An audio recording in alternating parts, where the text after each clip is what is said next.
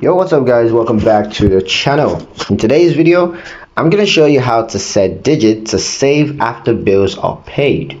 Do you want Digit to prioritize your essential expenses before saving? Well, you can easily set it to save only after your bills are covered.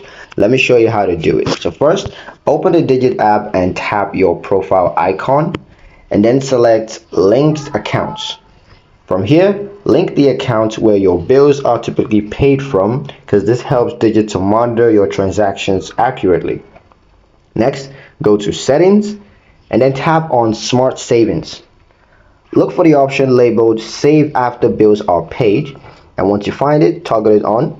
This ensures that Digit waits until it detects your major bills like rent, utilities, or subscriptions, all that have been cleared before moving any money into your savings goal.